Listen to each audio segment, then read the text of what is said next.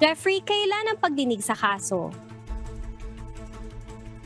Yes, magandang araw, Abi. Wala pang natakdang petsa sampa ng South Africa laban sa Israel nito lamang Biyernes.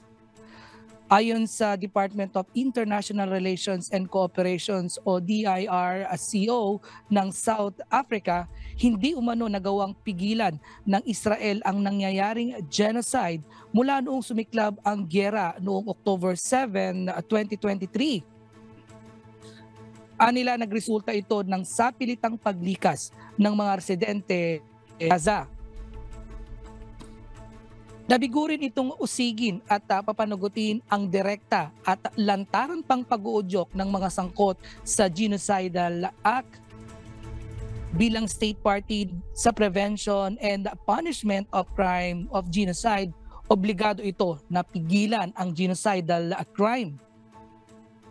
Ito ang pinakahuling hakbang na ginawa ng South Africa bilang masugid na taga-suporta sa Palestine upang makamit nito ang binimithing kalayaan. Mariin namang itinanggi ng Israel ang akusasyon na ito sa South Africa at sa halip ay binuwelta nito na walang ibang dapat nasisihin sa nangyayaring kahirapan sa Palestine at pagkawala ng humanitarian aid kundi ang mga Hamas. Iliraw rin nito na ang mga residente ng Gaza ay hindi mga kaaway at sinisikap ng Israel na malimitahan ang bilang ng mga dadamay alinsunod sa international law at sa mga kaakibat na batas nito. Abi, bagamat ang International Court of Justice o ICJ ay ang pinakamataas na hukuman sa United Nations, may mga pagkakataong nababaliwala ang desisyon nito. Balik sa iyo, Abi.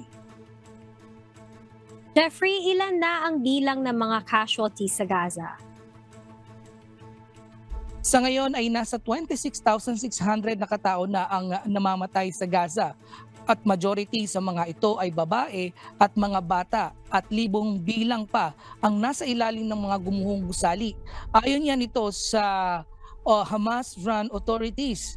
Nitong weekend nga lang, Abi, ay umabot na sa 165 ang naitalang namatay sa pag-atake sa refugee camp dito sa Nuseirat at sa Bureij. Abi. Maraming salamat sa iyo, Jeffrey, mula sa Grand Prairie, Canada.